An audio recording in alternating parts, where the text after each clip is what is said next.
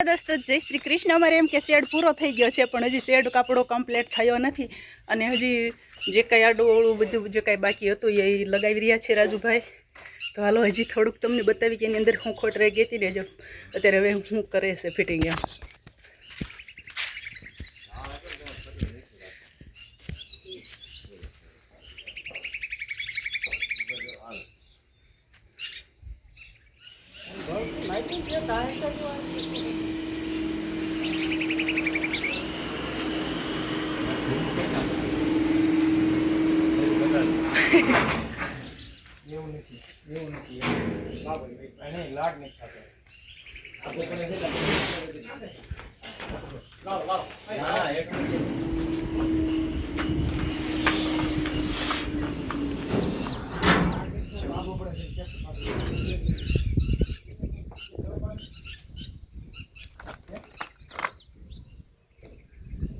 કેવું કરે છે આ રિયો રિયો જોવો જોઈએ।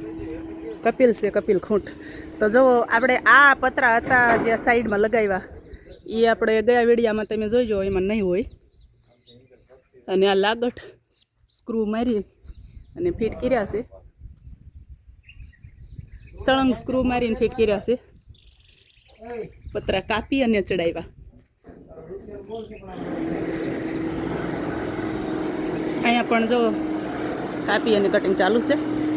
હજી અહીંયા 1.5 પતરું આવશે એટલે અડધું એક આખું અહીંયા આવશે ને આટલામાં અડધું જોઈએ।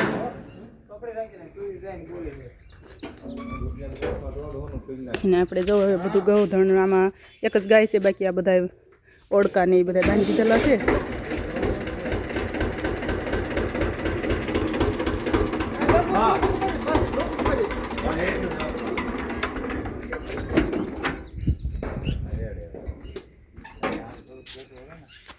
તો હવે આપણે રાજુભાઈને પૂછવી કે આ પતરા આડા લગાવવાનું શું કારણ।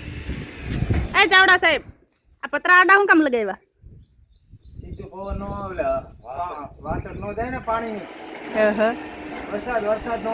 ઓકે ઓકે સરસ લ્યો પતરાની મજા આવે ને એટલે પતરા કાંઈ નહીં કે મારે ઊભું જ રહેવું।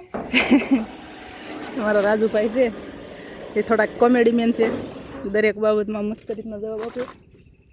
અને તમે શું કરો છો અહીંયા ટેન્ડે શું કરો છો છાંયો ગોતો છો ટાઢું ગોતશે અને હવે જો અહીંયાની બેઠક છે જો અહીંયા ટાઢું છે ને અહીંયા અને જો ત્યાં આ બે જગ્યાએ એની બેઠક છે। અહીંયા બેહે ને એટલે તો આ રહ્યું ને આની નીચે મોઢું દબાવી અને સૂઈ જાય। હવે અત્યારે ત્યાં બેસશે જો ચાલુ કરી દીધું બેહવાનું કામકાજ। ટેન્ડુ હું કંઈ તને મારવાની નથી બેજા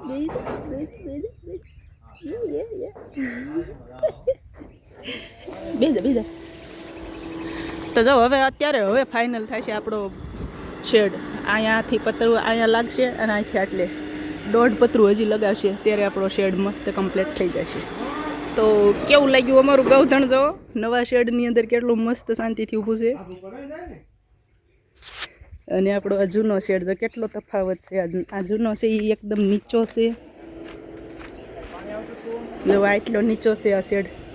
જો આ જૂનો શેડ છે અમારા માથે અડી જાય છે જો અમે અત્યારે ઊભા છીએ એ આવી રીતે અડી જાય છે માથે। આ સાઈડ થોડીક ઊંચી છે જો છે ને આ સાઈડ થોડીક ઊંચી છે એટલે અહીં માથે નથી અડતા ને ઢાળ પડ્યો હોય ને એટલે અહીં માથું ઉડી જાય છે। અને આમે આપણે બનાવ્યો એ નવો શેડ કેટલો તફાવત છે જો કેટલો ઊંચો અને મસ્ત શેડ બની ગયો આપણો। અને આપણું આ ગૌધણ તો અહીં ઓલરેડી છે જ તે પછી આ બધા ધીમે ધીમે હજી એક છે ઓલા શેડની અંદર હજી આપણે આવા ઓટોમેટિક ફરજાનું જો આવા ઓટોમેટિક હજી પાણીનો પ્લાન્ટ હજી આપણે ત્યાં નથી ફિટ કર્યો। ફરો તો જો અહીંયા ઊભા રહી પછી અહીંના પોદ કરી જાય ખીલા ઉપર ભાઈ છે ને આ મસ્ત ભર્યા છે। એને જેટલું પીવું હોય એટલું આવ્યા રાખે ન છલકાય કે ન ખાલી થાય। મસ્ત આપણે ગાયુંને સેવા છે એટલે અમે અમારા મોઢે વખાણ નથી કરતા પણ આ તો કોઈ બોલાઈ ગયું। આ છે આપણી રાધા ધોળી છે ને તો રાધા કોઈ દિવસ ચોખ્ખી હોય જ નહીં કારણ કે આટલા બધા વાસરું છે ને એટલે એકાબીજા ગહાતા હોય ને પોદ કરતા હોય એકબીજાની ઉપર ને જો આને તો શિંગડા ઉપર પોદ કરી નાખ્યો છે।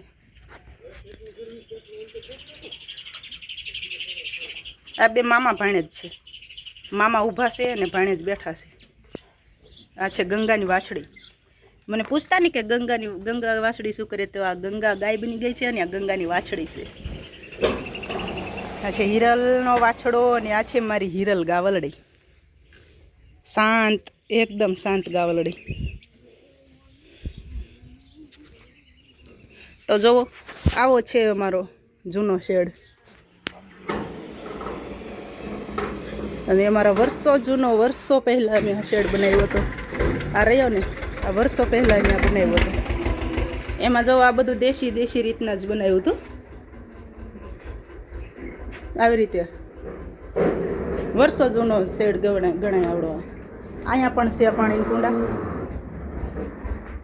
છે ને અહીંયા, અને ઓલો બારવાળો શેડ. આ બેયની અંદર અહીંયા થોડુંક આપણને અંધારું લાગે, કારણ કે અહીંયા જે અમારે નવા ઘરની ભરતી દીધી એટલે અહીંયા અજવાળા આવતા બંધ થઈ ગયા. જો આ છે આપણું નવું ઘર બારીમાં અને અહીં પતરા આવી ગયા.